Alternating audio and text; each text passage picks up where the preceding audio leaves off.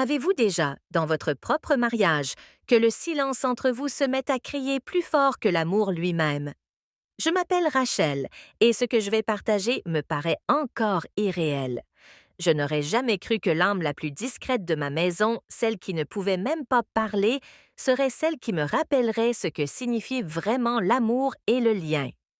Pendant des années, ma vie a tourné en rond, dans une routine immuable. Chaque matin commençait de la même façon. La sonnerie stridente du réveil, la routine familière et ses sourires automatiques et vides. Mon mari, Daniel, traversait la cuisine en vitesse, déjà habillé de ses vêtements de travail impeccables, les yeux rivés sur son téléphone, l'esprit ailleurs avant même de franchir la porte. Je me persuadais que c'était ça, l'engagement. Responsabilité, dévouement, structure. Mais à un moment donné, dans ce rythme, nous nous sommes perdus de vue. Nos mots sont devenus mécaniques. Bonjour, n'oublie pas ton déjeuner, conduis prudemment. Ces échanges avaient autrefois une signification, mais ce n'étaient plus que des habitudes, des échos de ce que nous étions. Je me disais que c'était normal, que l'amour s'était simplement estompé comme une vieille peinture avec le temps. Mais au fond de moi, une douleur sourde commençait à grandir. Un désir ardent de tendresse, de cette étincelle qui faisait autrefois battre mon cœur à tout rompre. Et puis il y avait Charlie, notre Golden Retriever. Daniel l'a ramené à la maison il y a 7 ans en disant « Un chien va mettre de la vie dans cette maison ». Je n'y avais pas vraiment prêté attention à l'époque. Charlie était doux, un peu maladroit et plein d'énergie. Mais au fil des mois, il est devenu plus qu'un simple bruit de fond. Il était toujours là, à attendre, à observer, à écouter. Un matin, après le départ de Daniel pour le travail, je suis restée assise dans la cuisine, fixant mon café intact. Le silence dans la maison était plus lourd que d'habitude, pesant. Je ne m'étais même pas rendu compte que les larmes me montaient aux yeux jusqu'à ce que je sente une légère poussée contre ma jambe. J'ai baissé les yeux et il était là, Charlie. Il n'aboyait pas, il ne sautait pas. Il me regardait simplement, les yeux calmes, patients et emplis de quelque chose que je ne pouvais pas vraiment nommer. Ce regard a fait naître quelque chose en moi. J'ai tendu la main, laissant mes doigts s'enfoncer dans sa douce fourrure que je n'avais pas connue depuis des années. Ce n'était pas romantique, ce n'était pas étrange. C'était une présence inconditionnelle, pure, quelque chose que Daniel ne m'avait pas offert depuis très longtemps. Les jours se sont transformés en semaines et mon lien avec Charlie s'est approfondi. Chaque matin après le départ de Daniel, Charlie me suivait de pièce en pièce, ses pas légers résonnant comme une ombre rassurante.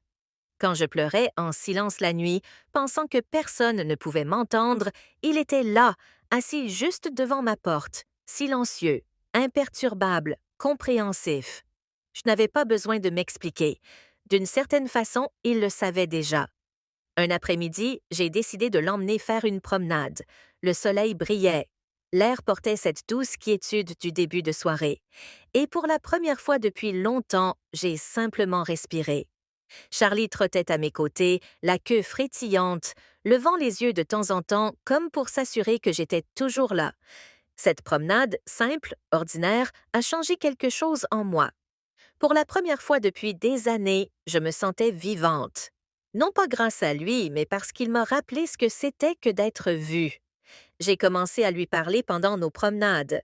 Au début, c'était ridicule.